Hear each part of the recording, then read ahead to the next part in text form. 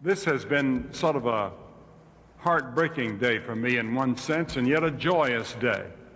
I've seen two great things. I've seen devastation on a scale that I've rarely seen. I was in the Korean War in the sense that I visited the Korean troops during the war for several weeks at a time, and then I was 3 times in Vietnam. And then I was in India when the great tidal wave hit India. And I was there, and I called the president of India, and I said, would you let me have a helicopter? I'd just been with him, and we'd been an acquaintance for some time. I'd seen him twice. And he gave me a helicopter, and they flew me in there. And 25,000 people had been killed by this tidal wave and the wind. And the bodies were up in the bushes and the trees everywhere, in their beautiful saris. And they were bringing prisoners in to burn the bodies because of the odor that was already beginning. And I'd been through all of that and many other things I could tell you. But today I saw something, I think, on a scale greater than any of those. You have to go way out in the country, and you have to go out the coast, as the governor was kind enough to take me today. And my son, Franklin, he just left because he wants to escape the weather that's on the way. He flies his own plane, and he's going to Tennessee, and then the next day he has to go to Vietnam. And he's going to Vietnam, I don't know what for, but he goes all over the world continually. One day he's in Africa, and one day he's in India, and he's so forth. But when Hugo hit, for the first time in the history of his organization, he decided to try to do something to help the people in this area. And so he came down here, and some of his associates came with him, and he made contact with Bill Dean and different others, and they decided that they would go to one of the poorer areas and bring in trailers and things like that, and mobile homes, which they've done, and we saw some of them today. And then the Salvation Army that Captain Worthy represents. I was with them in California, because then from Little Rock I went to California because the Salvation Army had invited me to speak at a banquet to raise a lot of money for homeless people, and they raised that night $750,000 net. And so we had quite an interesting affair there that night. And then about that time, the earthquake hit, Hugo. And so the Salvation Army said, would you go to Northern California and help us up there and go visit the people and go to the towns and villages that have not been in the news, that have been hit pretty hard. And so I went up there. And it was interesting how many of the policemen and how many of the mayors of these towns would ask me to lead in a prayer. And their thoughts had turned to God.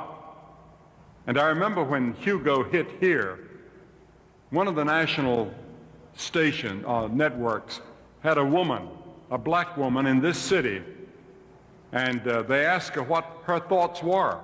She said God was walking around here last night. And I think there's some truth in that.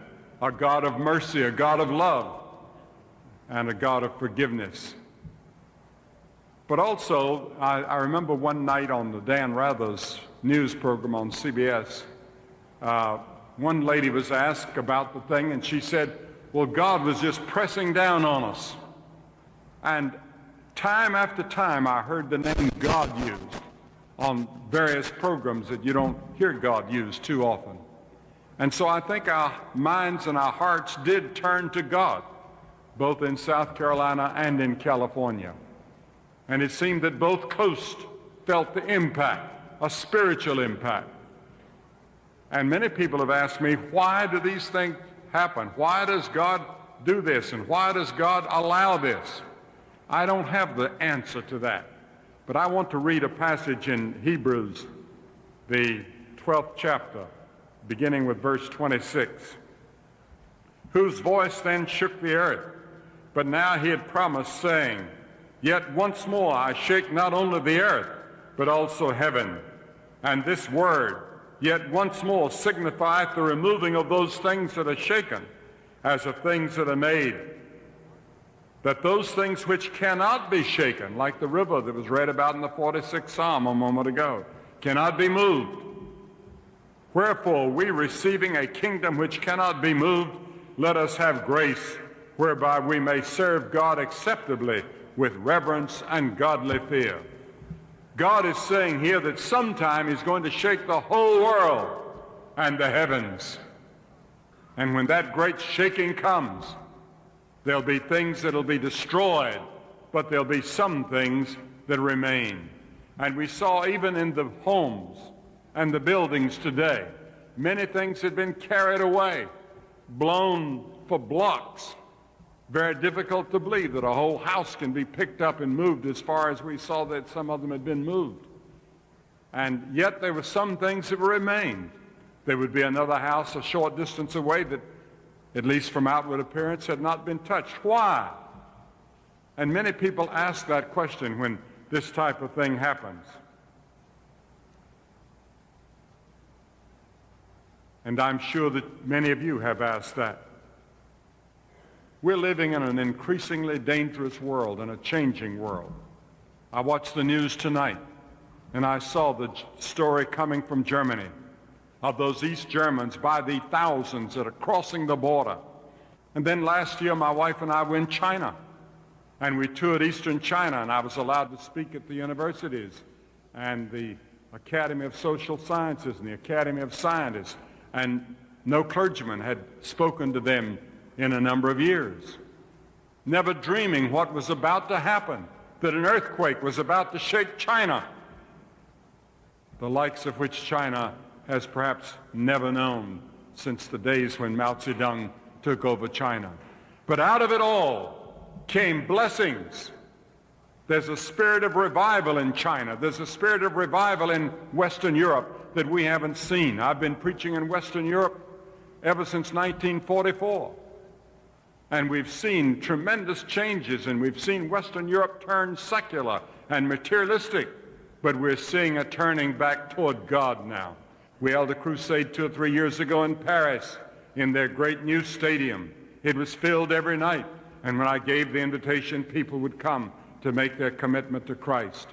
And then just the last day of July, the 31st of July, we were in Budapest. And I told some of the clergy today about how that stadium was filled. It's the second largest stadium in Eastern Europe. It was filled to overflowing. It broke all records for any event in that great stadium. And then when they looked on their turnstiles, they found that it broke the record by about 17,000. There were 115,000 people attended that meeting when I gave the invitation to receive Christ, and the Politburo was on the platform. The Roman Catholic Cardinal had led the prayer and read the scripture. The head of the Lutheran Church, the head of the Reformed, the Presbyterian Church was there. And they were all working together. And out of that togetherness, they had brought trainloads of people from all over Hungary and parts of Czechoslovakia and even Romania. And they packed that stadium and made history. And when I gave the invitation to receive Christ, 27,000 people came. People hungry for God, people searching for God all over the world. And in the midst of all these changes, there's some things that remain. The nature of God remains. God never changes. It's hard for me to believe and hard for me to accept that God is from everlasting to everlasting. But God never changes. And there are many people that feel that today that the great question that young people are asking is, what is meaning?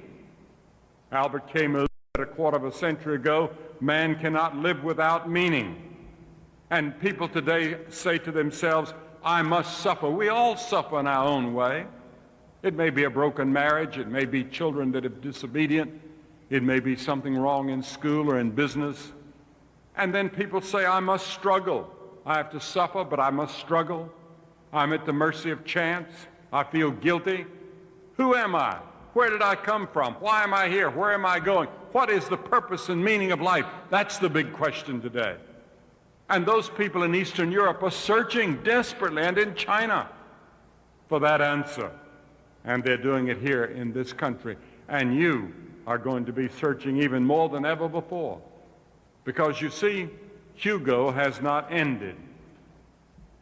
Hugo came and did the devastation in a relatively short time, but the after effects are going to be a long time.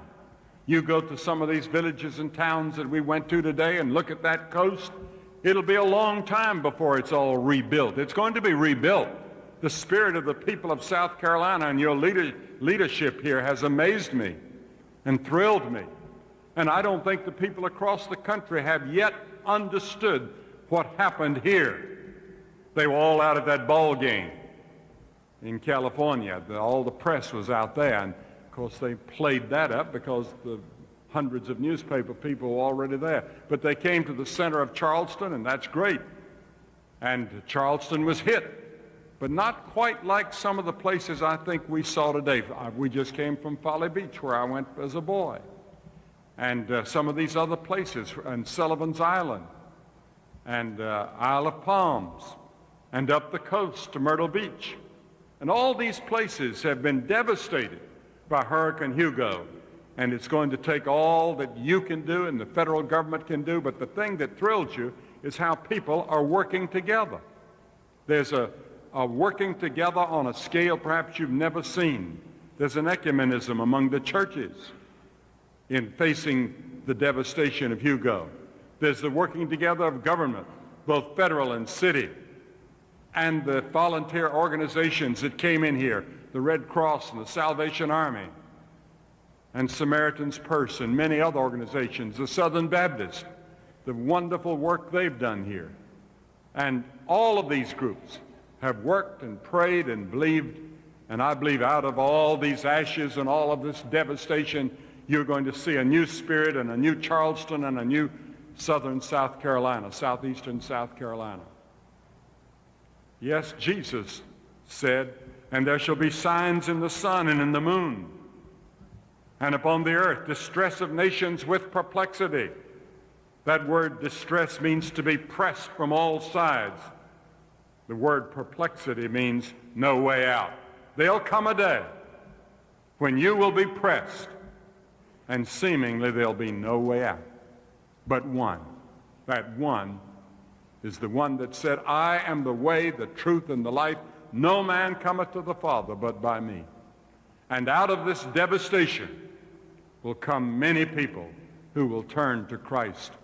I asked the head of the department that handles religion in China, I asked him why the Christians were growing so fast during the Cultural Revolution in China. And he said, we persecuted him. He was a communist leader. And he said, we found that the more we persecuted and the more trouble they had, the faster they grew. And he said, we're going to quit persecuting them.